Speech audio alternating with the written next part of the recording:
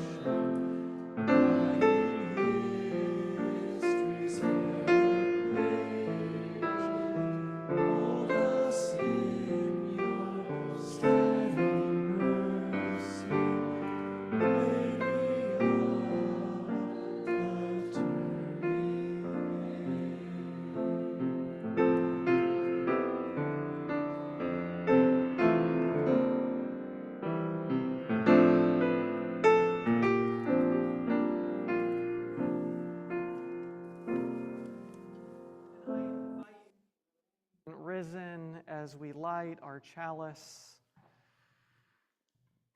I invite you, those of you who are joining us online, to light a chalice or candle if you have one near you, and also to write in the chat where you are lighting today. As we light this chalice, the symbol of our Unitarian Universalist faith, I invite you to join me in saying our words, chalice lighting words together. We light this chalice for the warmth of love, the light of truth, and the energy of service.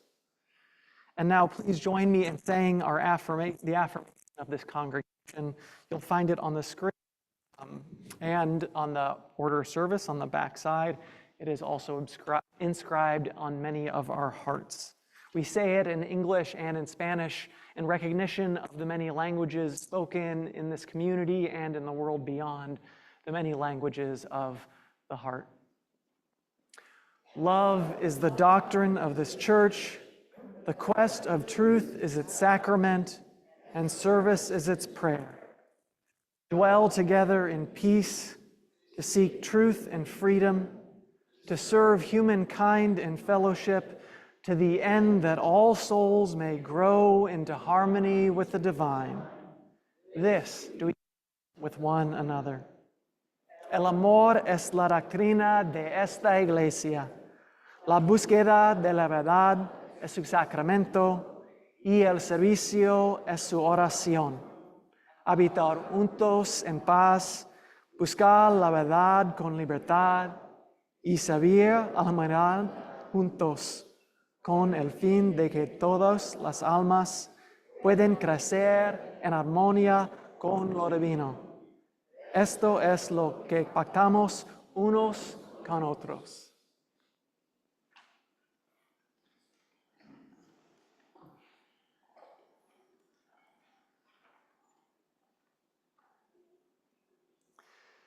This morning marks the second Sunday in the season of Advent. In the Christian tradition, Advent is the beginning of the church year, recognizing the transforming power of God in the world and looking forward to the birth of Jesus and celebration of spiritual light. And Christianity is not alone in celebrating light at this time of year. Last month, we lit diyas for Diwali, and our upcoming holidays of Hanukkah and Solstice and Kwanzaa all involve candles and fire and lights as part of their celebrations. Each week, until Christmas, we light a new candle on the Advent wreath. The circle of greenery reminds us of the eternal cycle of all life, without beginning or end. And the candles remind us that we are each called to emit our glow amid the pain and suffering facing our world. The light of Advent grows brighter and brighter, guiding us towards personal peace, shared joy, and more love. This morning, we light the second candle.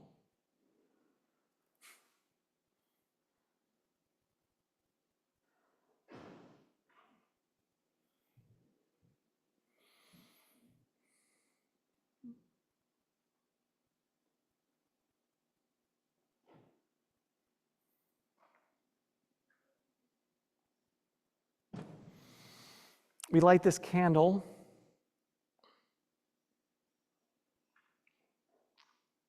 as a symbol of our longing for peace. We bring our hope into the world when we practice peacemaking. Our caring community aspires to be a source of freedom from violence and exclusion. May we become the ones we have been waiting for, as June Jordan writes. Together, may we strive to create a lasting peace.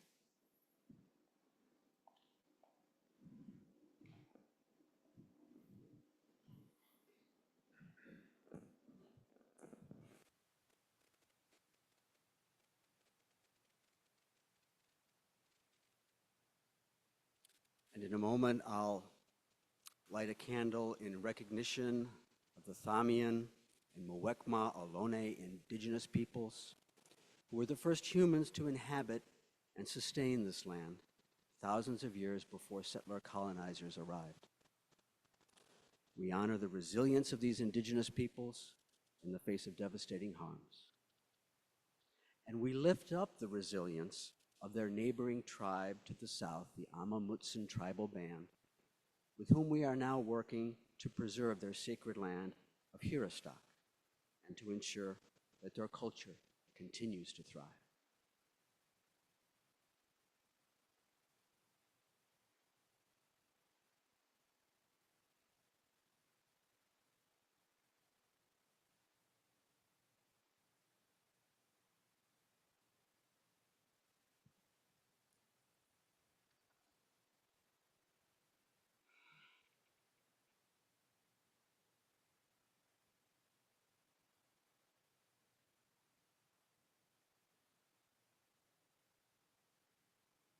Good morning and welcome.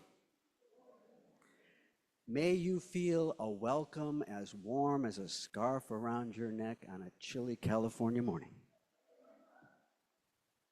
My name is Rick Merritt. I'm a 67-year-old male who identifies as a Caucasian, but I have so many age spots, you might think I identified as polka dot.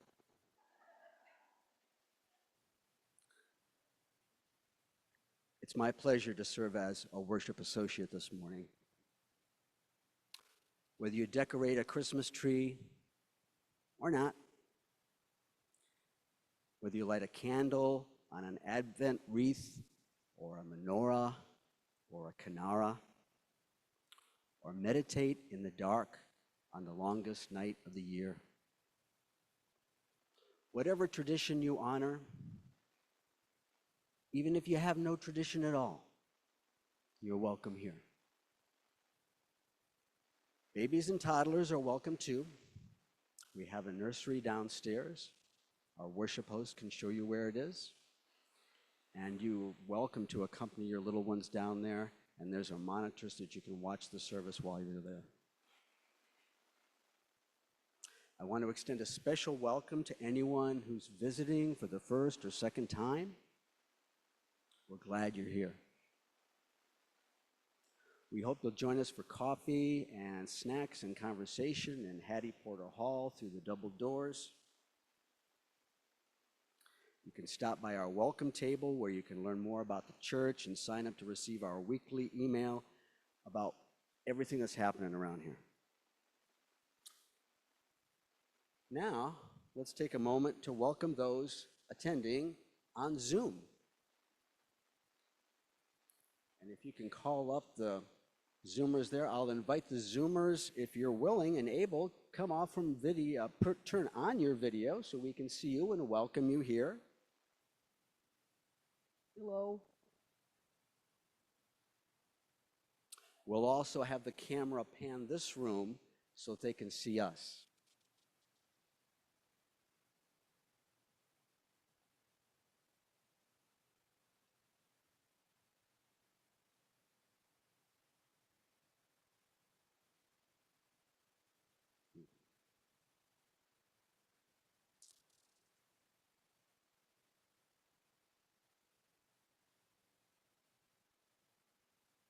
In our planning meeting for this service, Reverend Matthew and I called this the Blue Christmas Service. We agreed we would not play the song Elvis Presley recorded in 1957, you know. I held a blue. No, it's not going to happen. But we knew the title fit an experience millions of people go through. That the holidays are not all joy and cheer. Even Elvis was surprised how well his record sold. The story goes, he didn't actually want to record it, but the record company execs insisted. Perhaps they knew folks would relate. If you're not exactly feeling in the spirit of the season, may something in this service bring you some comfort. Perhaps some ideas for navigating the hard parts, maybe even a smile. Thanks to you all for being together here with us today.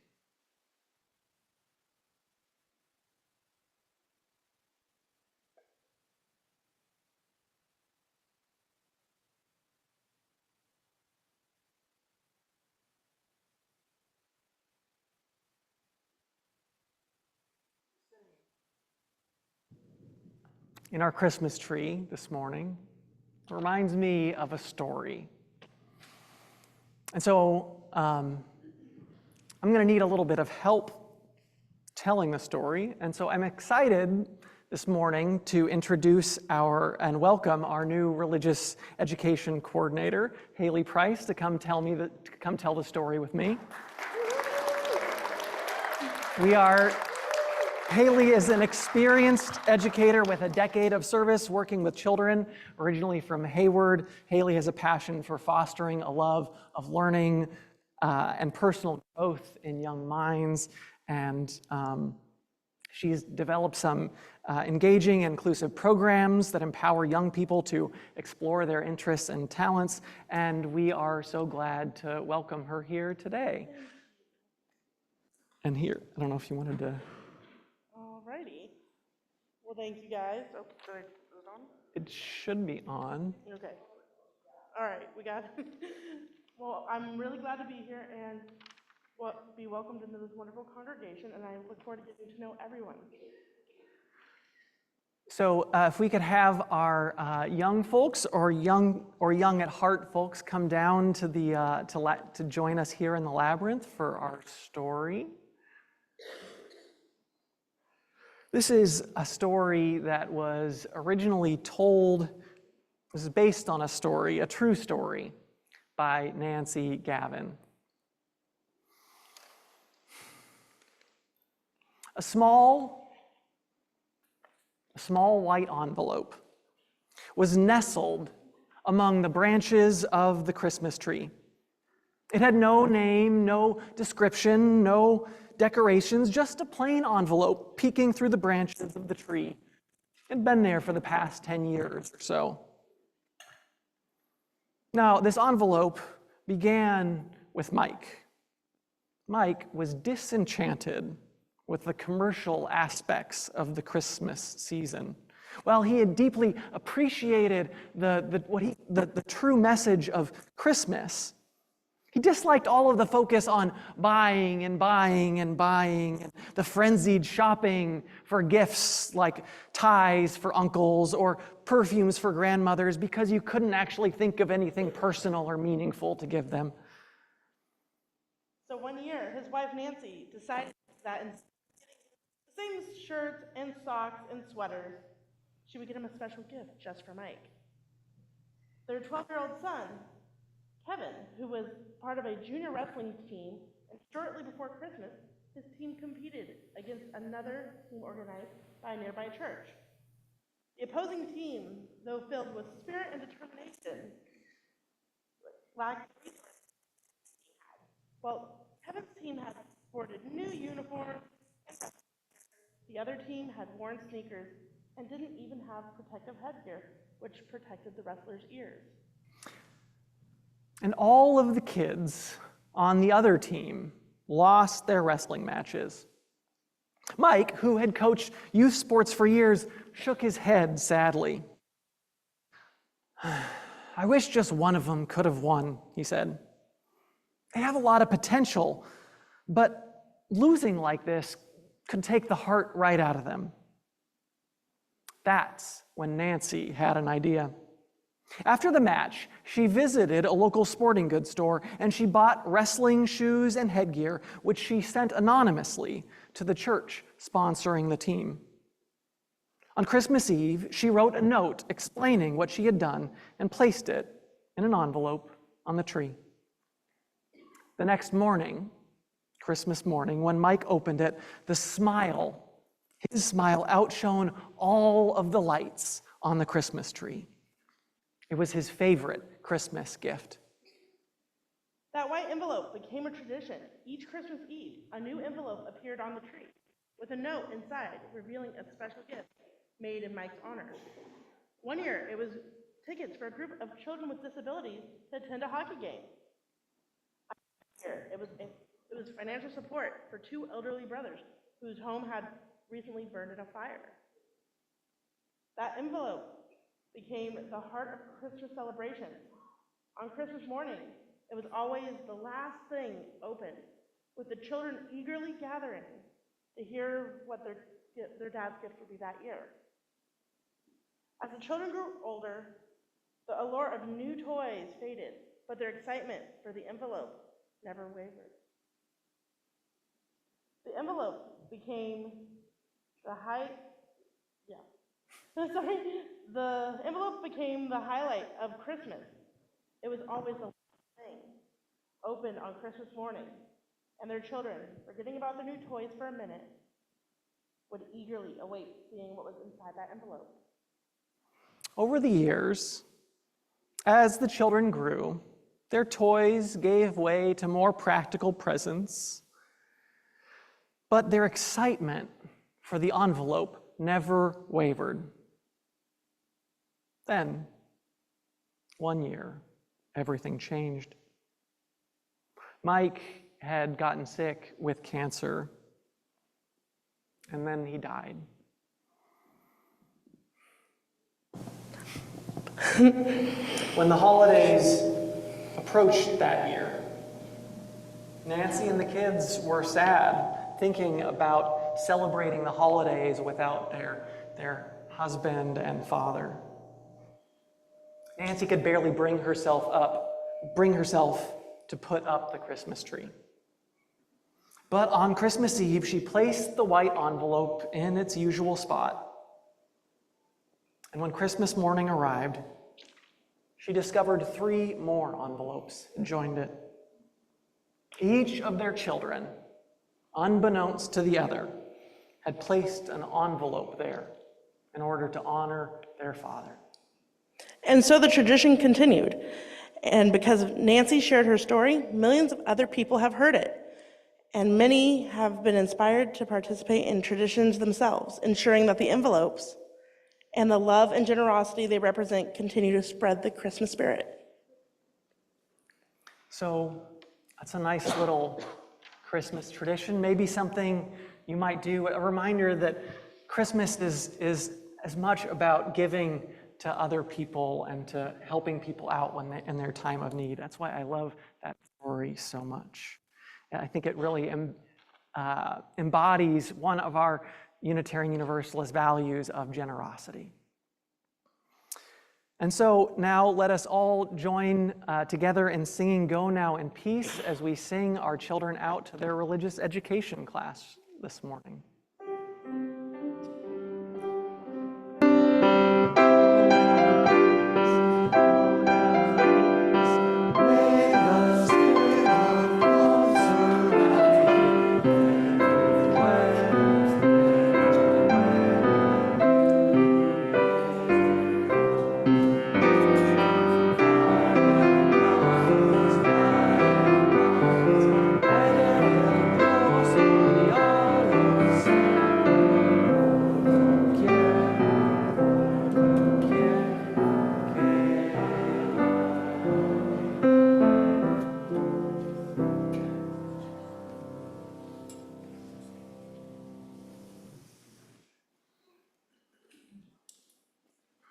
Now we get an opportunity to fill up an envelope for this church and its mission. I'll invite the worship host to take the offering this morning.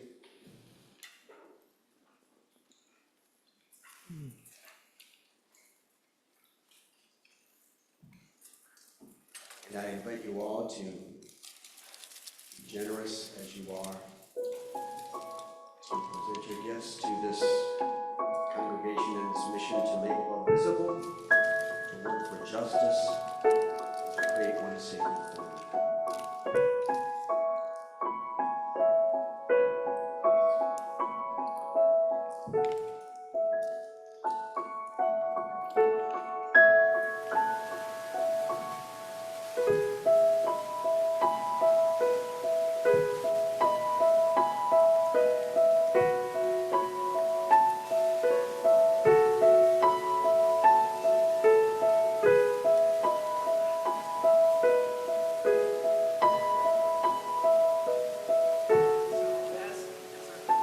Is taken just a quick announcement. So next Sunday we're having a holiday pageant, It's been, I know, many years since we've had one, since before the pandemic.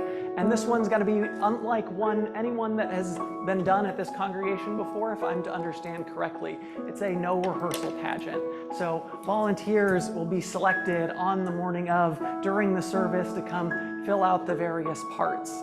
Now, the challenge with that is that in past years, when you all did the pageant, the people who were playing the parts brought their costumes with them. But since nobody knows what part they're going to be playing, we need to have the costumes ready in advance. So this congregation, as I was surprised to discover earlier this week, doesn't actually have any costumes of the sort. So we're going to be working on that this week. If you think you might have some costumes that might work for for shepherds, for animals, for like a donkey, sheep, could be headbands. They can be simple. Nothing doesn't need to be very complicated. Angels, Caesar, and of course Mary and Joseph. I'd invite you to just shoot an email to me, Reverend Matthew at sanjoseuu.org, and I know it'll be a really fun time. Super excited to be doing that. It's going to be a multi-generational service where everyone's worshiping together.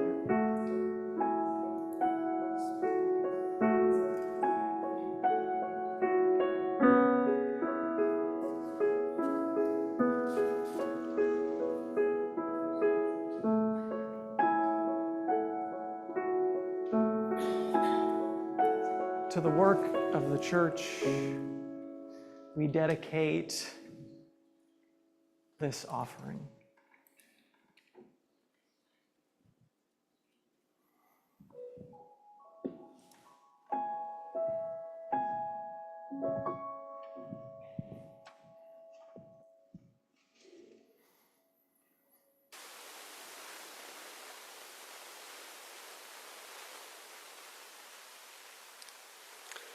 Well, I want to thank our Stealth Quartet for singing one of my favorite tunes, my favorite tune actually, from the Charlie Brown Christmas. It captures my mixture of feelings around the holidays. Sometimes I'm like Snoopy, decorating my dog house with a bazillion lights. Other times I'm more like Charlie Brown, lamenting the hollow commercialism of the season. I have my moments when I get caught up in the Christmas spirit, which I understand is all about a radical open-heartedness that really transcends all seasons, all religions. But some years it's more like, ugh, Christmas. In 1998, I navigated a particularly blue Christmas while living on Long Island. That year I had a midlife crisis, got divorced, and moved into a small studio apartment. When winter came, my gut tightened, seeing the holidays on the horizon. How would I get through it? I read about a church serving meals to the homeless on Thanksgiving and thought, that's a sanctuary for me. I served up mashed potatoes and gravy with a hearty helping of camaraderie, because I love standing shoulder to shoulder with other volunteers, even though they were people I'd never met before and might not see again.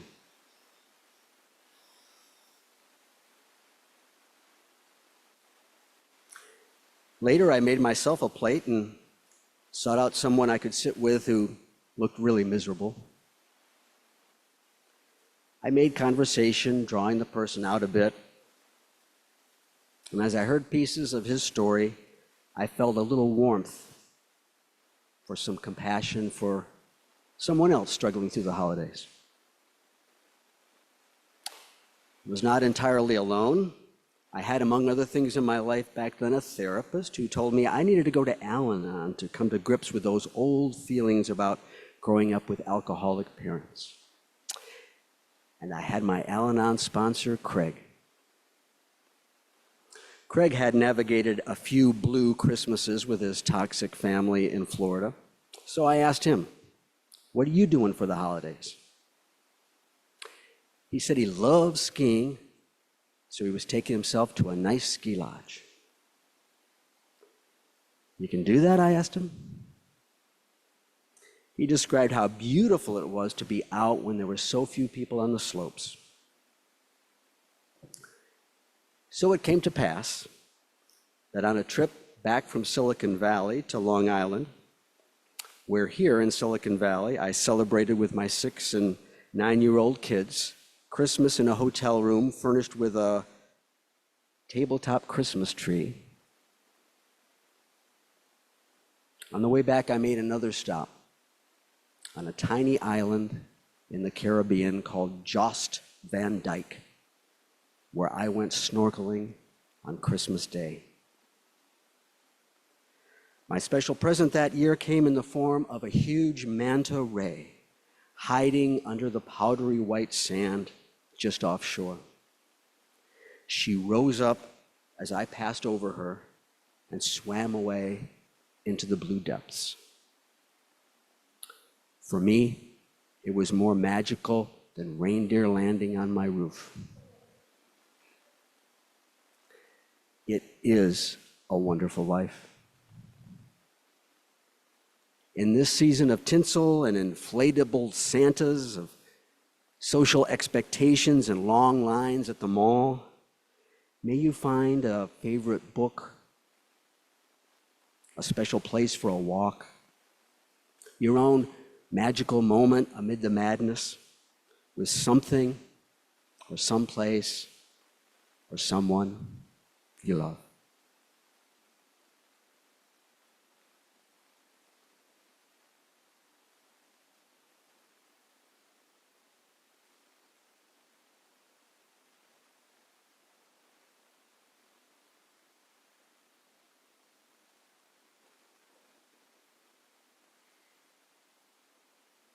I invite you to join me now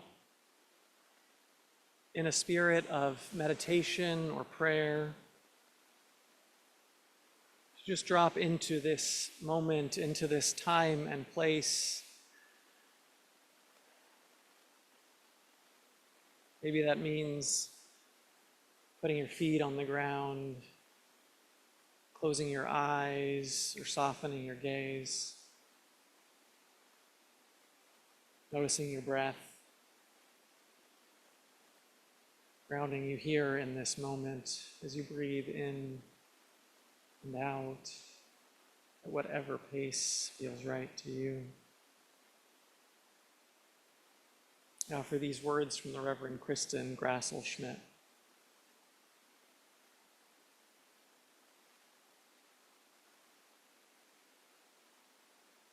Good with us, God with us, for the beauty of bare branches, for reddest berries and evergreen trees, for crisp mornings and the song of winter birds, we lift up our hearts in thanks.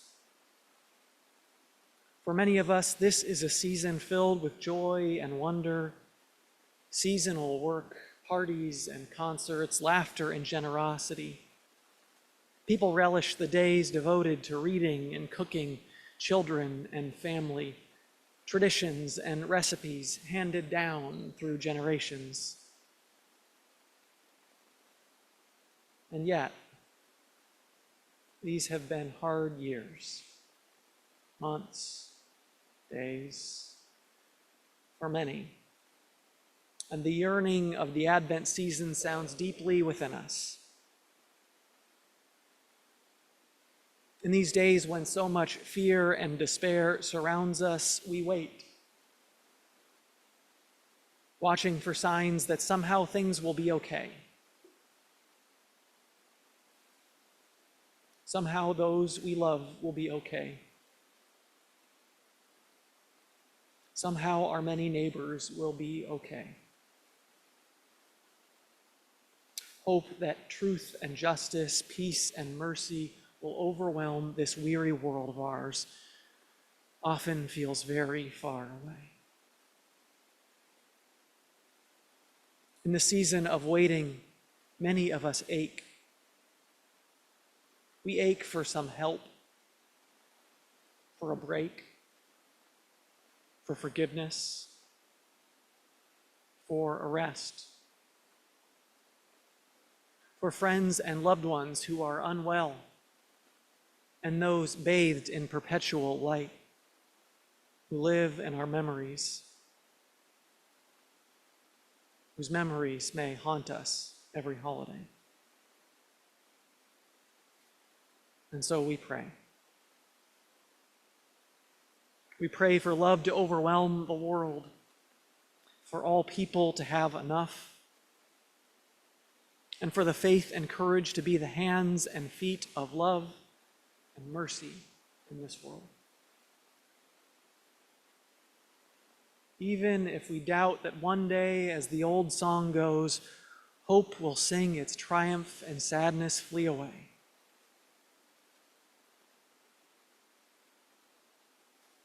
Good with us, God with us. We are a people both thankful and aching, and yet through it all we arise and shine. For your light, our light, has come, and it is always with us. And the world we long for is both now and not yet, is as real as every hug we receive, every gift we give, every wrong we right. We need just watch and wait so we don't miss these everyday miracles within us and all around us.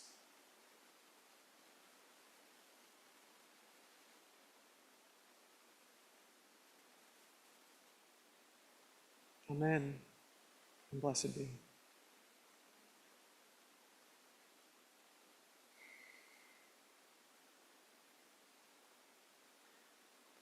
This morning, I want to start a new practice, or at least try it out. 1 or 2 Sundays a month, we light candles of joy and sorrow where people are invited to come up and share what is on their hearts. And so on those Sundays when we don't do that, we're going to try a practice of embracing meditation, where I invite you to speak aloud into the space any joys or sorrows, any names or occasions that are on your heart. And your words will go into the space overlapping with others' words, and you may not be able to hear some of what is said. You may not be able to hear most of what is said, and that is okay. It is a practice of lifting up, of offering these things that are on our heart into this community so that we do not have to hold them alone, so that they can be embraced by the whole of this congregation. And so in a moment, I'm going to sound this singing bowl. And after I do, I invite you to speak aloud into this space, words overlapping any joys or sorrows, any names or occasions that are on your heart this morning, that you would like lifted up into this, our embracing meditation.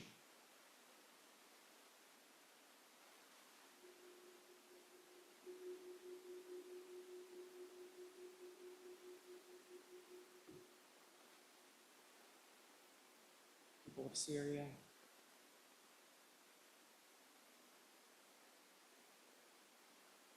all those living in violence,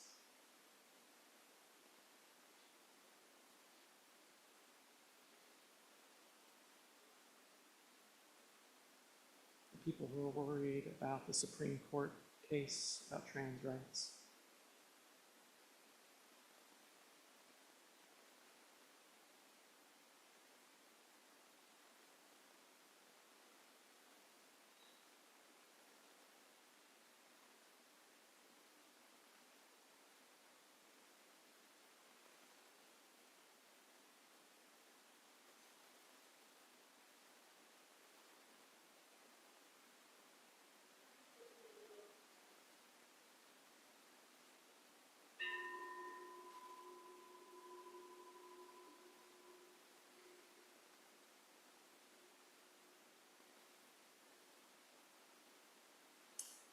I realized what I forgot to say is that those of you joining us on Zoom, I invite you, if you haven't already, I imagine some of you have, to put that in the chat.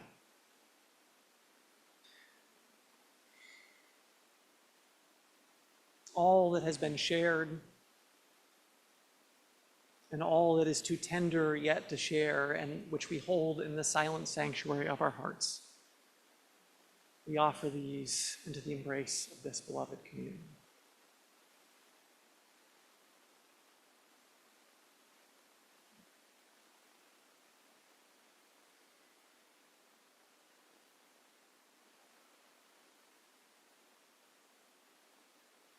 There is a love holding me.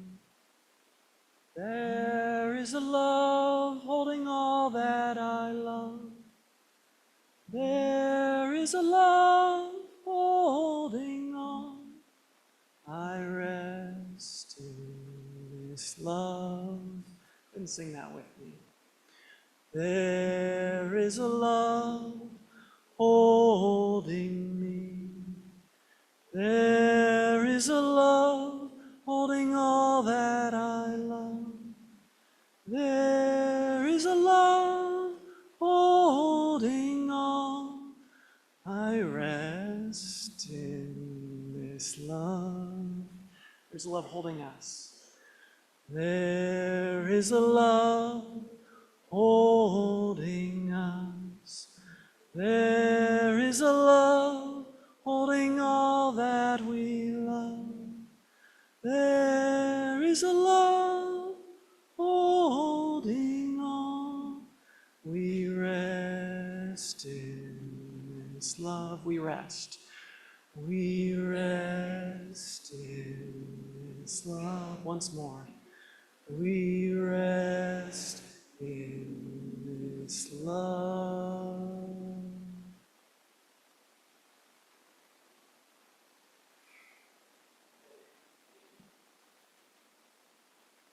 Our reading this morning is titled, "This Too Belongs," by Carrie Kopnick. The sound of rain, not cheerful songs. A quiet rocking chair, not traditions of the season. The early sunset, not dancing lights. Loss, tender heart, hollow soul, heavy days. Grief is welcome, a sacred part of the mourning, of the bereft, of the weeping. Amidst the celebrating, this too belongs. This too is holy. It binds us to our ancestors, the earth, stars, yet still, a steaming mug of tea warms the belly.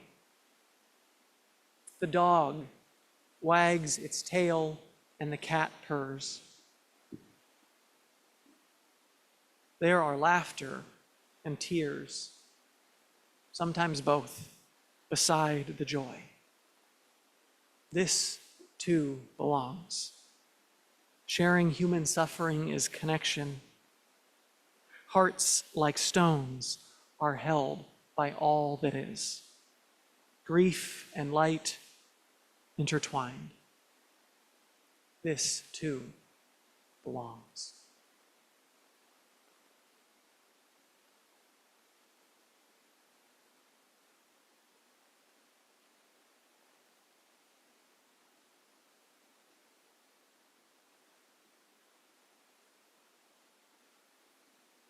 This next one requires a little bit of setup, to say the least.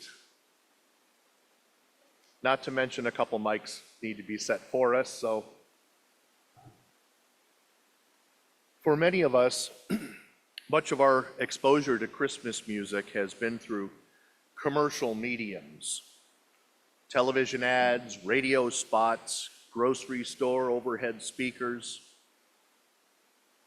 Sleigh bells, breathy choirs, religious imagery transplanted into the background of car commercials or theme parks. Christmas music can feel attached less to Christmas ideals of generosity and community and more to the capitalist ideal of consumerism.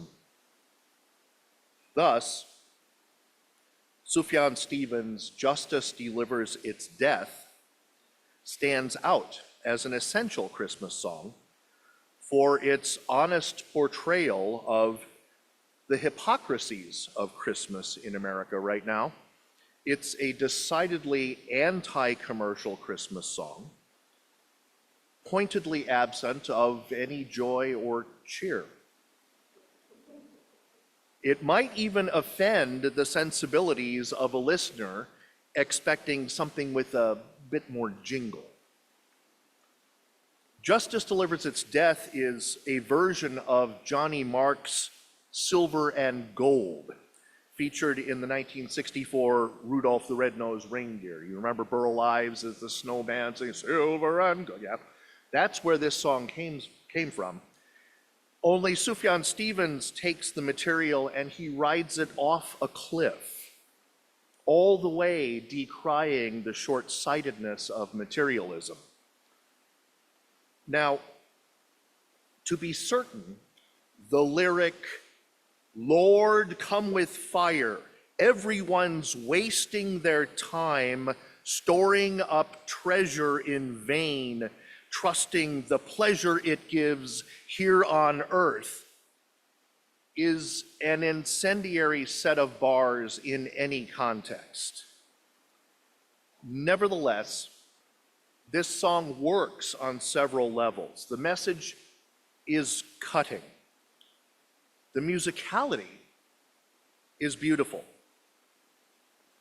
And the arrangement by Sufjan's friend and fellow singer-songwriter Rufus Wainwright, which I transcribed with the permission of Sufjan and Rufus and the gracious assistance of Rufus Wainwright's husband, Jörn Weisbrot. This arrangement has all the trappings of a traditional Christmas song. I just don't know if there's ever a good time to listen to it. Don't play this at the office Christmas party or at home with your family. And don't play it if you are feeling cynical about the state of the world, which is to say, never play it. But if Christmas music designed to comfort has been appropriated by product pitching corporations, you can rest easy knowing that this is the rare Christmas song that is untouchable.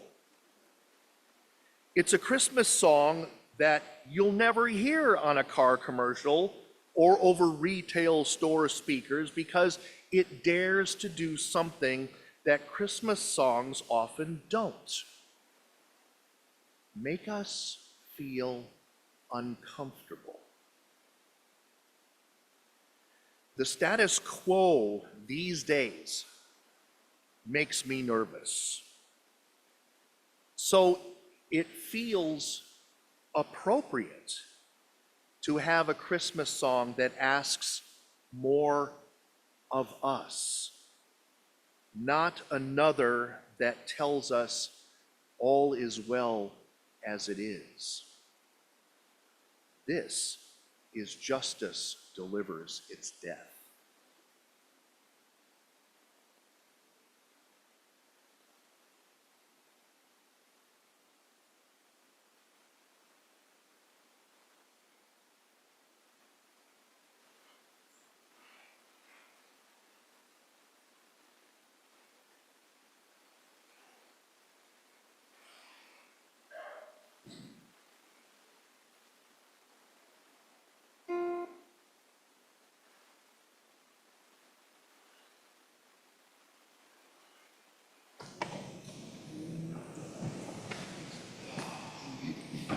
Here we go.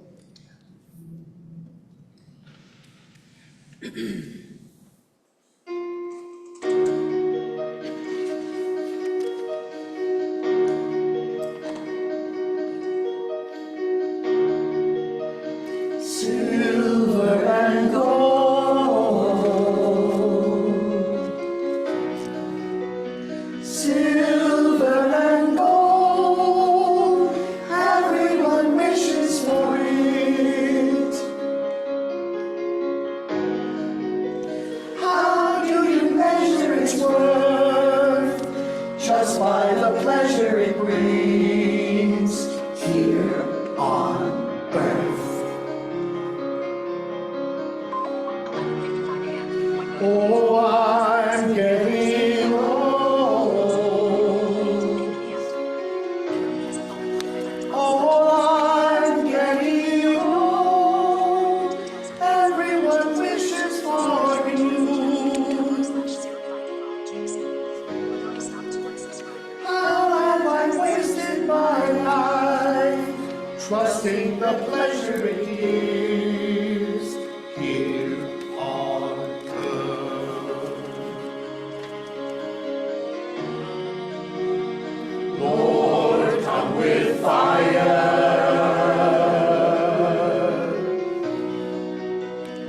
Lord, come with fire. Everyone's wasting their time, storing up treasure in vain, trusting the pleasure it gives here on earth. Oh, I see the end.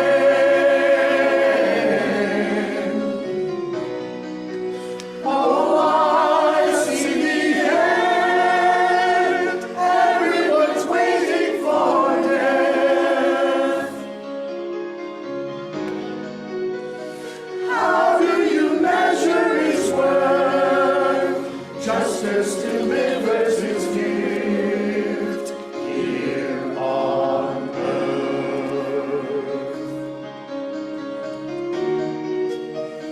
Silver and gold,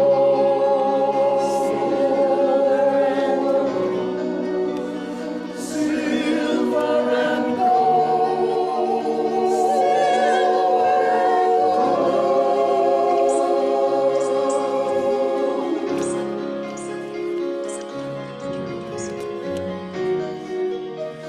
silver and gold,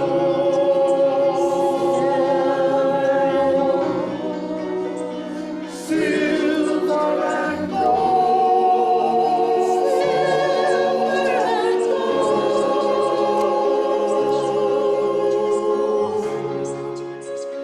silver and gold.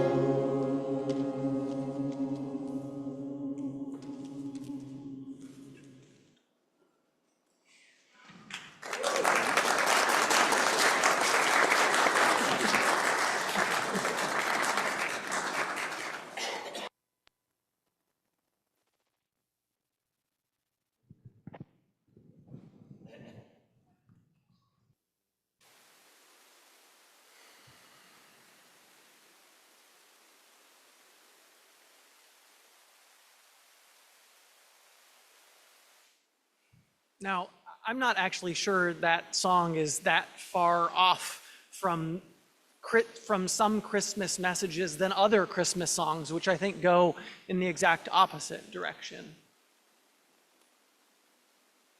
You see, Christmas and Hanukkah have long been rooted in themes of struggle, as well as hope and freedom.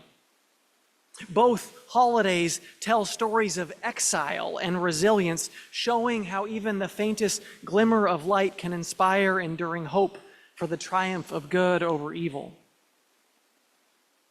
While we haven't entirely lost these themes, they've been overshadowed by commercialism. Big box stores piping through the holiday music, trying to tell you that buying things is what Christmas is about. Online retailers like Amazon's with their holiday banners. have transformed these sacred traditions into opportunities for shopping, often at the expense of the holiday's original values. Once, these stories challenged us to confront greed and misuse of power, calling instead for peace and for justice. Now the consumerism of the holidays ends up burdening those who struggle financially and cannot afford to give much, or may even go into debt in order to give. And it also undermines the idea that is so ingrained in what it means to be human, that what benefits the collective is also good for the individual. And so I think there's some reclaiming of the holidays necessary. And one way to do that is by engaging more deeply with the story of these holidays, exploring their timeless lessons with family and friends, or if I may be so bold, with your church community, to find what new messages these familiar stories might offer you this year. What ways might they be speaking to you that speaks to what is going on in your life, in the world right now? One of the great things about the holidays is that no matter what is going on in the world or in your life, the holidays come anyway.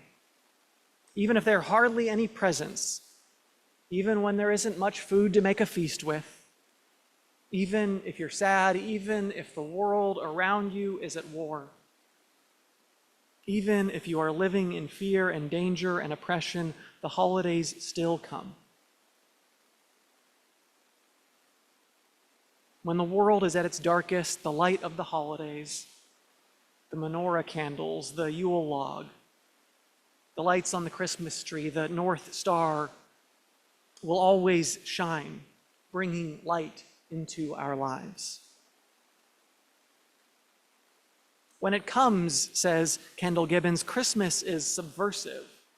Christmas, with its story of an unwed mother and a doubtful father, with its legend of a helpless baby born in a stable who was worshipped by some of the wisest, richest men in the world, with its tale of people living under the occupation of an empire, the child pursued by the deadly wrath of kings, who escaped as a refugee to a foreign land far from home. To those of you not familiar with the biblical story, you might be going, wait, what? Jesus was a refugee? I don't think I learned that until seminary. Christmas, with its ancient, enduring summons of peace on earth, goodwill to all people everywhere. You can't stop a day like that with a little hardship or greed or injustice. The other way to reclaim the holidays is to resist that temptation of acquiring more and more stuff, which is indeed countercultural, and instead cultivate a spirit of giving that extends beyond material goods by shifting our focus to acts of kindness and contributions to our communities. We can restore the values that these holidays represent, like Mike and Nancy with the white envelope and the Christmas tree. At this time of year, many organizations promote opportunities to give meaningful gifts that address needs both global and local. For 50 years, the Unitarian Universalist Service Committee has offered the Guest at Your Table program to raise support for and awareness about key human rights issues around the world. Some of you may have had one of these Guest at Your Table boxes in past years. Some of you may have one of these on your table as we speak this season, where we are invited to learn the stories of the different people who are doing good work throughout the world, that the Unitarian Universalist Service Committee's many partners are doing. This month, the Guest at Your Table program is actually the recipient of our church's special collection, which we'll take up during next week's service, and so you'll hear a little bit more about it there. But this, just to share briefly some of the things that we are supporting this year or learning about at the Guest at Your Table program, where people are, if you haven't participated, there's a little slot to put money in at the table, and again, to learn about the stories, which you can do at uusc.org/guest. I think there's a slide up there, maybe it was up earlier. But you can learn about different groups. Some of the ones they're highlighting this year are climate activists in the Marshall Islands, helping their communities heal from the destructive legacy of our countries, the US's nuclear testing, while envisioning a sustainable future for their people. LGBTQ+ leaders in Ukraine offering resources and companionship to the queer community impacted by Russia's full-scale invasion. Haitian academics researching racism's impacts on the experiences of immigrants of color in the United States. And trans organizers forming networks of safety and welcome for trans and gender expansive people forced to flee unsafe communities and states. Again, you can learn more about those at uuc.org/guest. I know there were a couple boxes left out at the table out front. I didn't check to see if there were any there as well. And of course, you don't have to take a box in order to participate. Supporting causes like these challenges that culture of overconsumption, replacing it with a focus on meeting real human needs. And if you buy something, try to buy something locally made or buy items used. One of my favorite, relatively new holiday traditions is Anna and I going to the thrift store to buy secondhand clothes for our families and for each other. And, we mostly just pick out our own clothes, because then you get what you want. But, the gift we offer to each other is, having a chance to offer feedback on, what shirt or dress makes the other person look fabulous. I also like giving gifts like tickets to see a concert or a play together, or coupon books full of acts of service, like, say, a foot massage. All of these are ways to celebrate the holidays while promoting sustainability and generosity. And by prioritizing thoughtful giving and a more global awareness over individualism and material excess is a way to be reminded of what's truly holy in the holidays.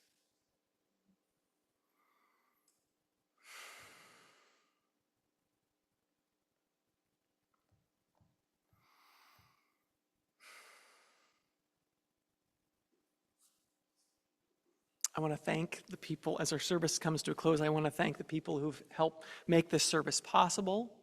To Rick, our worship associate, to our musicians and singers making music that was beautiful and challenging, to our tech crew, to our ASL signer, to our religious educators teaching our young folks, to the greeters and those at the welcome table, and our pastoral associate of the week, and those who helped with setup and did our lovely chancel decorations for the month. All of these contributions and so many more are what sustain the work of this church, and we are grateful. I invite you now to rise in body or in spirit and join in singing our closing hymn, Blessed Spirit of My Life. It's number 86 in the gray hymnal.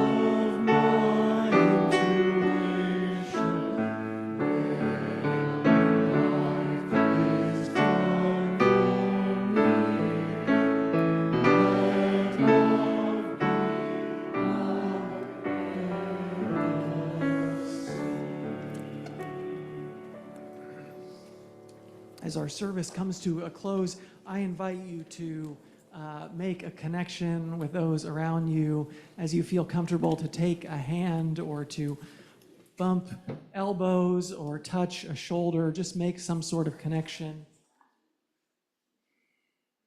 And this morning, I invite you, I guess it's afternoon now.